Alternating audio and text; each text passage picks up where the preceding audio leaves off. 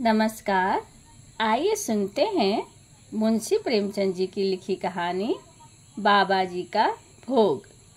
रामधन अहीर के द्वार पर एक साधु आकर बोला, बच्चा तेरा कल्याण हो, कुछ साधु पर श्रद्धा कर।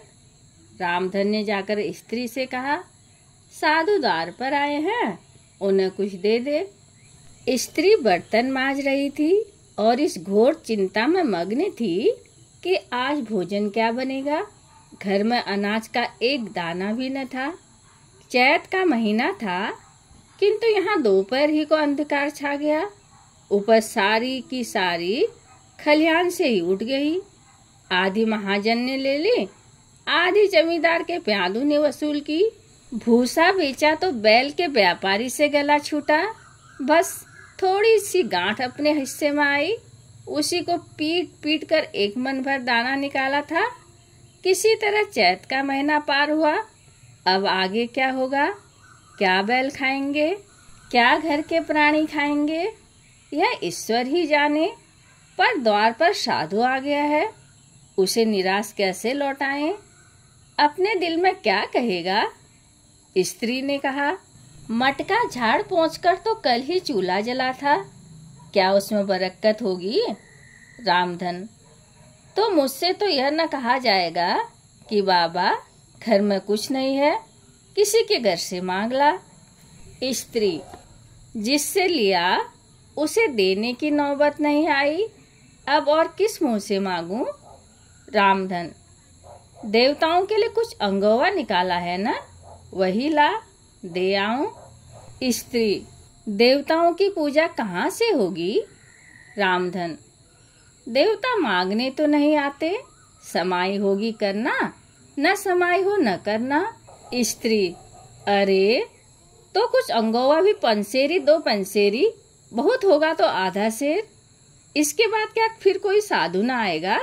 उसे तो जवाब देना ही पड़ेगा।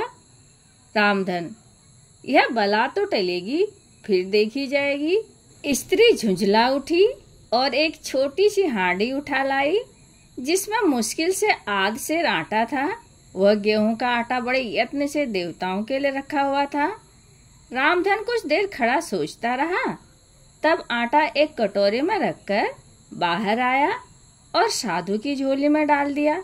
महात्मा ने आटा लेकर कहा, बच्चा अब तो साधु आज यहीं रहेंगे, कुछ थोड़ी सी दाल दे तो साधु का भोग लग जाए।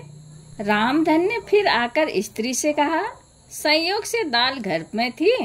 रामधन ने दाल नमक उपले जुटा लिए, फिर कुएं से पानी खींच लाया।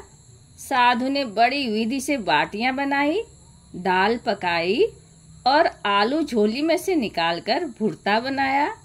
जब सारी सामग्री तैयार हो गई तो रामधन से बोले, बच्चा भगवान के भोग के लिए कौड़ी भर घी चाहिए। रसोई पवित्र न होगी तो भोग कैसे लगेगा? रामधन, बाबा जी घी तो घर में न होगा। साधु, बच्चा भगवान का दिया तेरे पास बहुत है, ऐसी बातें न कह। रामधन, महाराज मेरे गाय भैंस कुछ नहीं है, घी कहाँ से होगा? साधु, बच्चा भगवान के भंडार में सब कुछ है, जाकर मालकिन से कहो तो। रामधन ने जाकर स्त्री से कहा, घी मांगते हैं, मांगने को भीख, पर घी बिना कौर नहीं धसता। स्त्री, तो इसी दाल में से थोड़ी लेकर बनिए के यहाँ से ला दो। जब सब किया है तो इतने के लिए उन्हें क्यों नाराज करते हो? घी आ गया। साधु जी ने ठाकुर जी की पिंडी निकाली, घंटी बजाई और भोग लगाने बैठे। खूब तनकर खाया, फिर पेट पर हाथ फेरते हुए द्वार पर लेट गए। थाली, बटली और करछुली रामधन घर में मांजने के लिए उठा ले गया। उस रात रामधन के घर चूल्हा नहीं जला, खाली दाल पकाकर ही पी ली। रामधन लेटा तो सोच रहा था, मुझसे तो यही अच्छे। कहानी सुनने के लिए धन्यवाद।